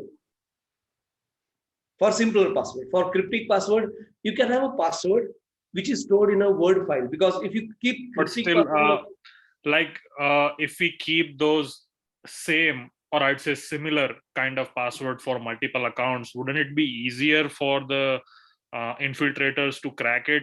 I mean, it might take longer, but it will be easier, if they apply something like a brute force attack or something like that, it will be the first thing to get cracked. right? Now it's like how much time you want to spend of remaining password, and how much flexibility you should have. So those kind of decision you need to make. I was asking that, because I myself am using a password manager. Everybody has those problems. Or Yeah. many of the people, what will do? They do common password for all. So once you get one, you can crack all. Don't do that. I used to do the same thing before, but then, later on when I started studying cybersecurity, I thought like, oh, it's not the best practice to follow. Right. So later on, like I'm using this password manager. I mean, that's the reason I asked you, because is it a good thing to do or not? I mean, nothing offers absolute security, but something's better than nothing, like that. I categorize my risk and threat.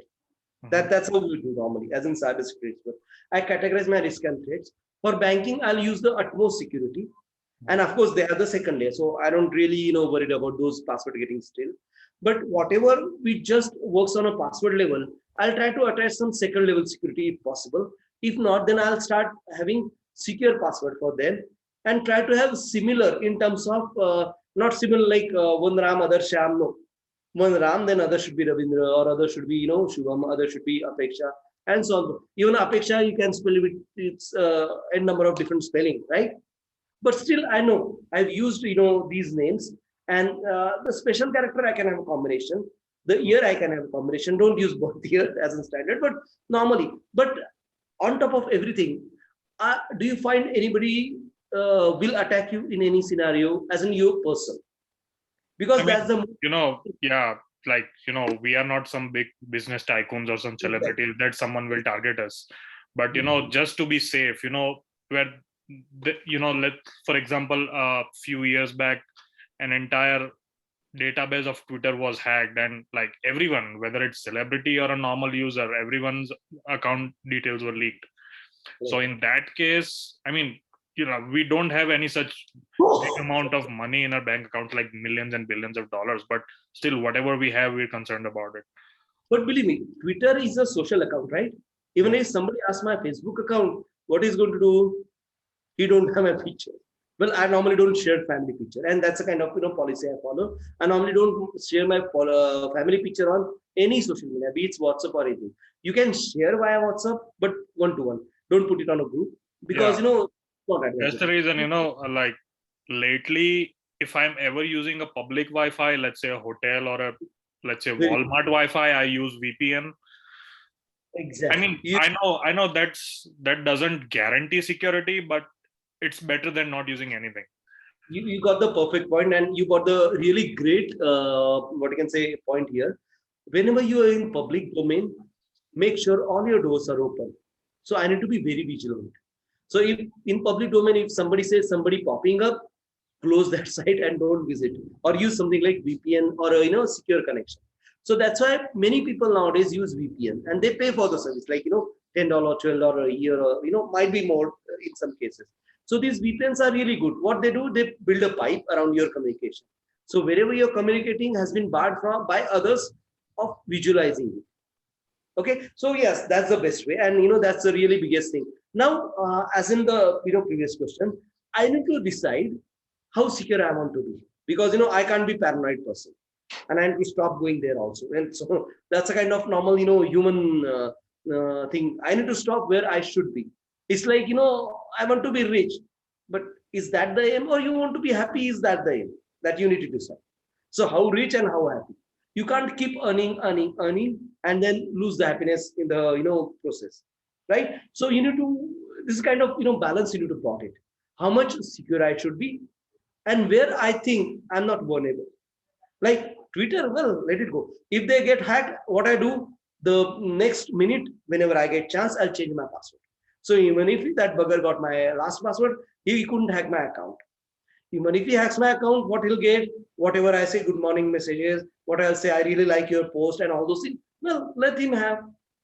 So that's why I don't really share critical information on social media. Whenever I share one-to-one. Okay, even in good old days, we used to give paper, like password likh ke agar dete the. Let's not do that. Or if you do that, let them view and clear it out. If you can read, if you search on a Google, standard operating procedure, SOP of sharing password. It's available there. It's by IBM. It's really good paper. Have a look at it. And it tells you about, balancing your app to be paranoid and to be secure. Well, there are some doors, well, anybody can knock off. Let them knock off. Are you know Hindi, right? Yeah. Okay. So अगर मेरी बाल्टी कोई चुरा के लेके आए तो चुराने दो ना यार, मेरे को क्या 60-70 रुपए का खर्चा पड़ेगा. अगर लेकिन मेरा कपाट या अलमारी चुरा के लेके जाता है, so it's a big threat for me, right? Yeah. So depending on how important, how critical is your entity, you should be secure according to that. Did you get my point? Yeah. So it's as a person, I'll decide how secure that entity should be, how securely I should guard that door. If it's a main door, you normally have that grill, sliding, one lock here, two lock here, and so on and so forth. There are guys which have chains and all those things, around 6 or 7 parameters there. This is all like securing physically, as simple as that. And yes, if it really gives you good sleep, do that. Why not? Means who the hell I'm going to tell you if you have 7 locks on your door, right? You shouldn't care. Like what Ravindra says, कि boss, ये बंदे ने 7 locks लगाए दरवाजे पे. अरे यार उसके पास पैसे थे, उसको लगाए, उसको नींद वैसी अच्छी आती है. So I'm happy the way I'm working. So as a person, I need to decide how secure I want to. And some of the things you can share with your sister, brother, wife, and all also. That's a normal thing. Even in India also today, most of the bank accounts are shared with your siblings or wives and all those things. In US, of course, we have big empathy called privacy. I normally don't share any of such thing. But in India, still all the even I know my dad's bank account password and everything. Of course, that OTP comes on his mobile. He has separate mobile and all. He's retired chief in India, so he's well educated. He understands security in his way. So he said, no, I don't bother if you know my bank account password. So you should, because, sometime I might ask you to do something and I'll, share the OTP with you. So something like that. So we have a trust connection. That's what I call. So there's a trust connection, there's a security, and there's a, there's my decision to protect my asset, how critically I should protest it. So rather than saying how Ravindra is doing it, I should do it. How Apeksha is doing, I do it. I'm sure I'll do the way I feel, which gives me a good calm, sleep at night. As simple as that. Does that answer your question? I know it's a lot to take in. I mean, choices one makes, it's totally up to the individual. But the only thing I was trying to figure out is whether whatever one person is doing, whether it's me, you, or anyone else, is like, are they doing it right, or are they just being a victim of the hype? As I told you, Russians, right? Yeah. If one Russian behind you, believe me, you're supposed to get hacked in a year or so. Because I remember when I used to be in school, let's say about 10 or 12 years ago, my fellow classmates and everyone used to believe that using that incognito mode gives you security and nobody can track whatever you're doing or looking. Like when I started studying cybersecurity, that's when I realized it's a big hoax. It's a joke. It's a joke. And as a cybersecurity expert, we do share those jokes. Even if you go to these really good hacking sites, you have some jokes with you. Yeah. When you said dark web, it's really dark. No, it's not dark. See, later on we realized that the only thing incognito mode does is that it doesn't save your history, and that's it. Yeah, very rightly said. And this is how we learn. Believe me. And this is how we evolve. And that's the best part. So rather than thinking what Ravindra is doing in India, what this guy is doing in Russia, let's start to learn. And if you can get good friend with certain hackers, that's also good. Try to enroll in certain hacking site, because they find out these new way and they spread these jokes. Even you learn from these jokes. For that incognito, I learn in that way. Somebody posted a joke on that dark website saying, okay, I'm in incognito mode, so nobody can hack me. So then I gone to that Firefox site and said, what does incognito does actually? And I literally written them a mail. Boss, what all ports are we targeting? So they say SMTP, file sharing, and HTTP. These are the 3 ports we are targeting. Means in total 6 ports. Simple. So if anybody opens another port, Firefox says, no, I was not watching that door. I told you, na. Means they have, whenever software get installed, it normally tells OS what all ports it might need access. And so the OS maintained a list. It's like a simple list, phone number kind of list, right? So Ravindra, this. So this application needs 3 ports, at the most 6 ports, because HTTP works with what the other port, I believe. So those ports. So these kind of 6 ports is available for this EHC in the OS list, and that's what OS will do. Other than that, OS don't know. If it asks for any other port, nowadays after 2020 June, Windows also bars each and every request of such port access, and so on and so forth. So this is how we improve. So that's how we learn also, and that's why cybersecurity is all about keeping yourself updated. Okay, and learning these words are important, because for the interview thing, for clearing up an interview, there'll be a person like me sitting on the other side, and that's why we need to understand and at least spell out a couple of words which he or she likes. Because tools are not standardized, they keep changing. Certifications are not standardized, they keep changing. So the main intention here is to understand how we do it, means how we assess the threats, how we build secure policies around those threats, and how we implement in real practical work for our entities like desktop, server farm, walls of servers, or so on and so forth. Okay, or same subnet mask and so on and so forth. We'll learn about these things step by step. I think, I've taken up too much of your time today.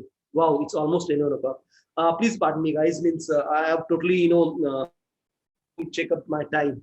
There we are. So next time we're going to learn about SOC.